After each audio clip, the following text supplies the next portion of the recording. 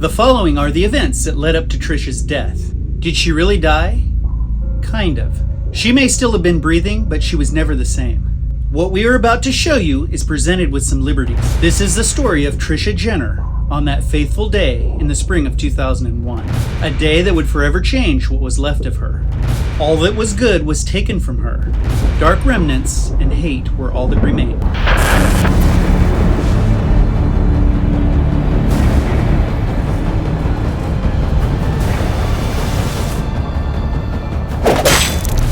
What became of Trisha Jenner? We know she lived because we saw her 23 years later preparing to go to war with the Creeper. But was she really alive? What was she left with? What was taken from her? And was she afraid? She tells us. Let's take a look at what happened to Trisha Jenner. Life for both of us. You actually did something decent for me. That's a part of history you can't change. The story of Jeepers Creepers opens with two siblings traveling in Trisha's old 1960s Chevrolet Impala on their way home for spring break. They took the long way home because Trish was having a bad breakup with a recent love interest. We quickly find out she's jaded and unhappy about something having to do with her ex-boyfriend. She isn't looking forward to telling her parents about the ordeal, and she's certainly dealing with some bitter emotions. We don't know the extent of her abuse or how much emotional damage she has suffered. But we do know she was dealing with some heavy baggage, and this was as good as her day was going to get. And her brother Derry, 4 days before his death, was doing his very best to try and cheer up his sister. They were playing a license plate game by his request. How do we know that it was Derry that requested it? Human nature. Trish was upset about her breakup, and the not-so-nice things that recently happened to her. Although it likely wasn't her fault, she was ashamed and turned inward. Derry, on the other hand, was trying to get her to open up and talk, if for no other reason to find out what happened with Poli-Sci Guy. He also had superior vision, so this was something that he liked to play. So he urged her to play the game, and he sang her a song. She was damaged, and the song initially irritated her, but she couldn't stay mad at little bro.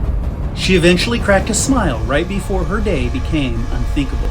The ratty old truck that was gaining caught up to them, and it was dodging back and forth as its mechanical voices screamed at them from behind. How could Trisha's day get any worse? She was angry at her ex, and now she was angry at the thoughtless driver behind them.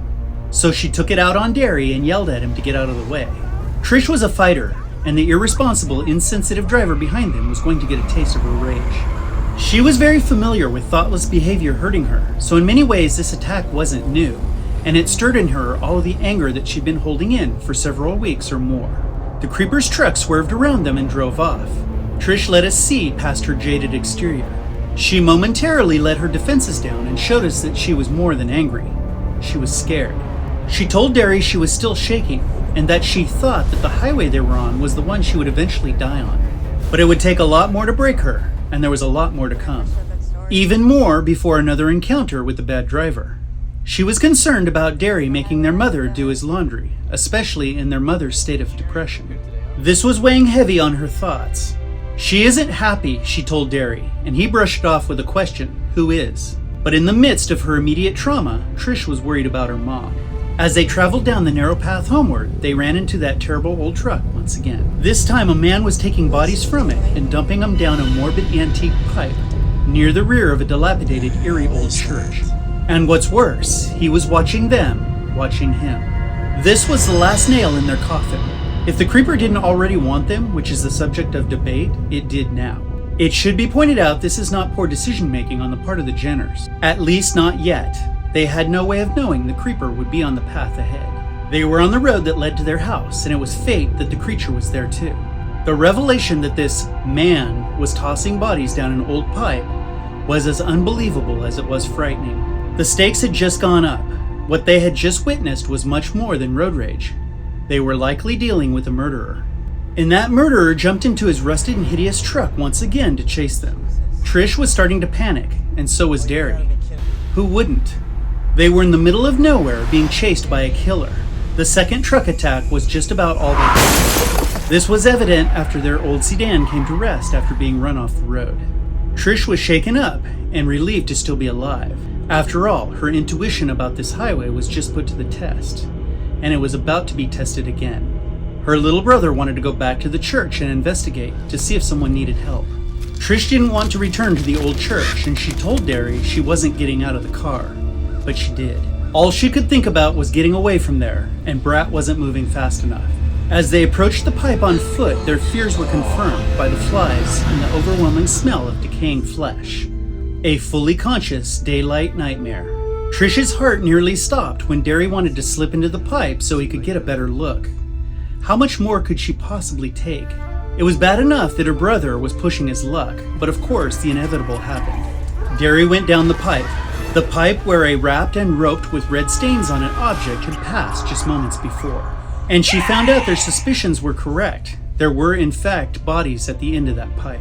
Bodies Derry was trapped with underground. Let's take stock of Trish's world. She was recently living with some sort of abuse. Recently ended the relationship, worried what her parents would think about it, worried about her mother, was the victim of a vehicular attack twice, and now her brother was trapped in a cavern under an old church where a serial killer just dumped multiple bodies. Of all the things weighing heavy on Trish, she was most concerned about the well-being of her little brother. She was already numb from emotional pain, and things were about to take a turn for the worse.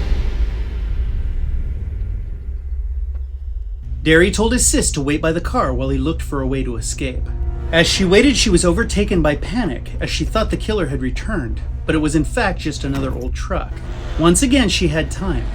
Time to worry about Derry and agonize over her emotions. Trish's fragile moment was interrupted by her brat brother.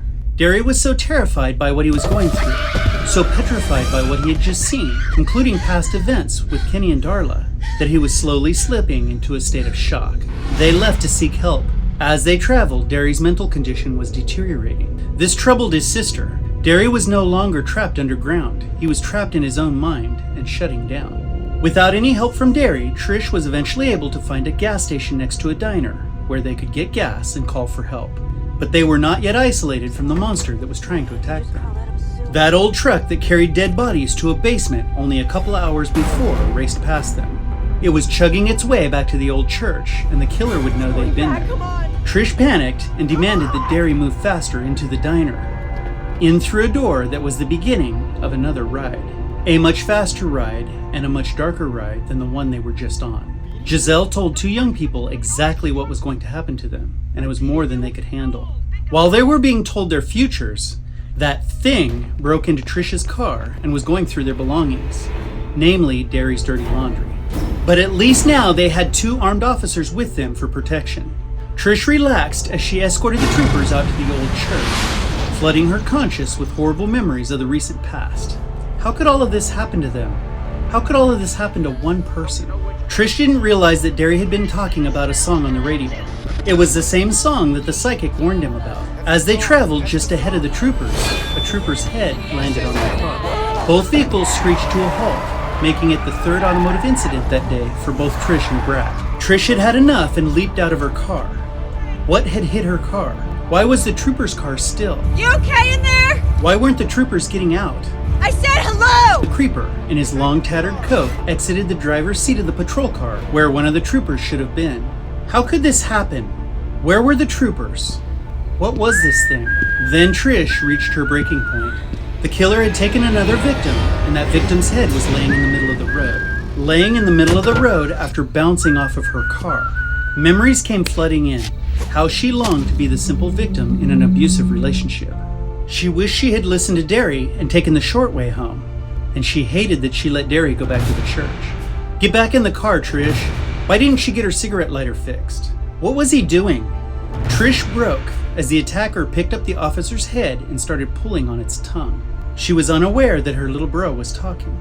She was fixed on the horror before her, mesmerized by the unthinkable. She was frozen in place except for her racing heart and flowing tears. Now she was trapped and couldn't move, but she had to. They both jumped into the car and raced off into the night. Time moved by. Memories poured in as Trish slipped away. Back to a time before trauma. She remembered the last time they played the license plate game. Derry won, but he cheated. She remembered her mom's smile, but in the memory her mom looked a lot younger than she does now. She remembered when she first met Polly Saiga. What a stupid name Brat gave him. I mean it! Slow down! Slow down! Where was she? How did they get here? She had to get help and tell the authorities. Their very lives depended on it, and the house that they had stopped in front of was good enough. She had to hold it together. The old lady was unsettling, but nothing like what they'd just gone through. Out in the middle of nowhere, with the lights cut, after having driven like a maniac, the killer would never be able to find her. That's my scarecrow. What? Panic flooded over Trish once again. It was an emotion that she was becoming very familiar with. She couldn't let the old lady go into that house with the killer, but she couldn't stop her. She didn't have the strength. And the last time Derry got hit in the sack was from a baseball that she threw. He was such a dork. She laughed so hard, and Derry was so mad at her for laughing. But she wasn't laughing now. Now the old lady was returning. Was she okay? Trish's heart sank as the killer moved the old lady to one side, revealing its face, disfigured and awful. She couldn't even think about her brother. She had to get away. She ran for the car. Everything was happening in slow motion. She was relieved to see that Derry ran too. She found herself out on the road fighting with her car. Please, not now. Just go into gear. What was this monster? Why had it just landed on her hood? Was it weird that it didn't really surprise her that the monster was on her car? She had to hold it together, but she couldn't. She was out of ideas. She was out of initiative to carry on. And she was out of her mind with confusion and terror. Hit him.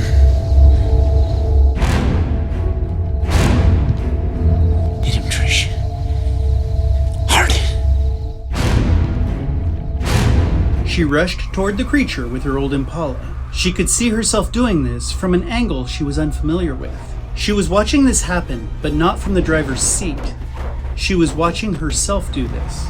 Images of this attack came in waves, scattered and out of order. But a loud thud brought her back to reality. She hit it. She normally would have left, but she watched herself attack this thing in the road multiple times. She had no idea how many times she ran over it. She just continued to do so until Derry told her to stop. They had to get out of there and go find the police. They arrived at the Poho County Sheriff's Station a little after 10:30 p.m. There was a cold welcome from Sergeant Tubbs, who had sent several officers out to investigate the scene of the state trooper attack. Nothing was found but a damaged patrol cruiser. He asked them to take a seat. Trish couldn't understand why they had to wait. She wasn't looking forward to calling her parents, but she did. Certainly calming her parents down at a time like this couldn't fall on her shoulders, but it did. I'll talk to you in a few hours.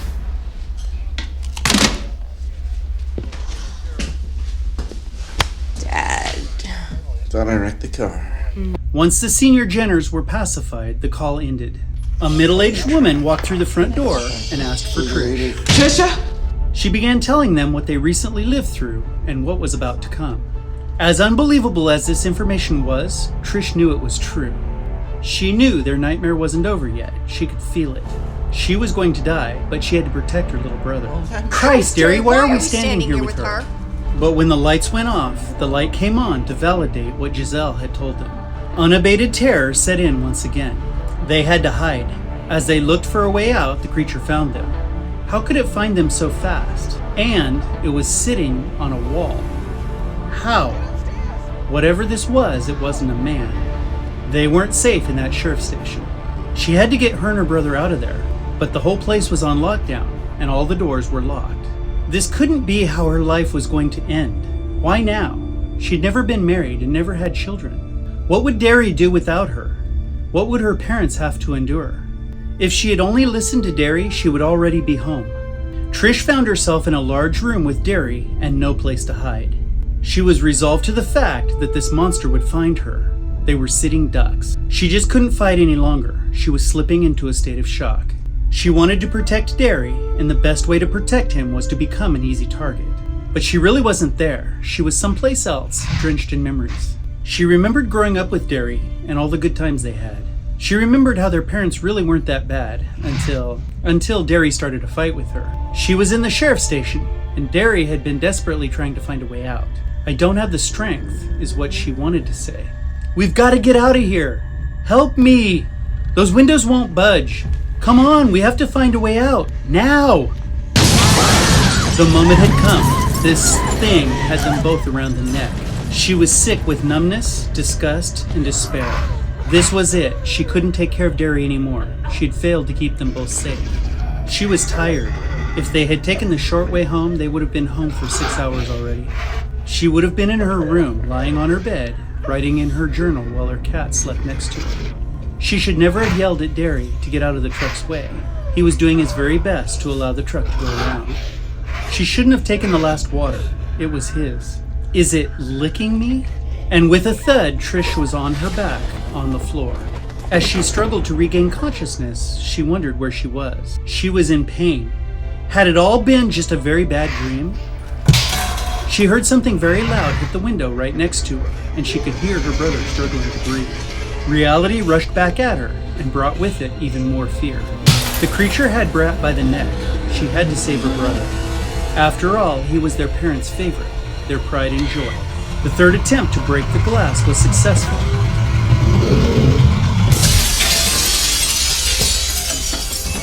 And the remaining team of sheriffs moved forward with their weapons drawn. The creature turned to face the sheriffs, and a standoff began. Trish was helpless, out of options. The only card left for her to play was to negotiate with a monster. She could hear her voice as she began to plead. She could see herself again, this time from a great distance, speaking to something that held onto her little brother. She watched all of this unfold as she waited to hear what she was going to say next. She wanted to look at whatever had her brother, but she could only focus on herself. Sis watched in slow motion as little bro was swept off his feet, out through the window that wouldn't budge. In one swift leap, the creeper, its prey, and a lot of glass blew out of the sheriff's station. This isn't the way it was supposed to end. It had the wrong Jenner. She burst out of the front door. She didn't remember the stairs or how she knew how to get out. She just did. As she watched her brother fly away, she felt what was left of her essence begin to decay. Her heart dried up like a withered vine. The monster took the good one. It's not the way it was supposed to be. Nothing will ever be right again. We hope that you enjoyed today's addition to the Beating You video library. Sub up and join us. And until next time, we'll see you. Every 23rd spring, for 23 days, it gets to eat. That's what we know. And the terrible things it leaves in its wake. Missing fathers and mothers. Brothers. Sisters. Daughters and sons. The creature reshapes our minds and changes the course of our lives.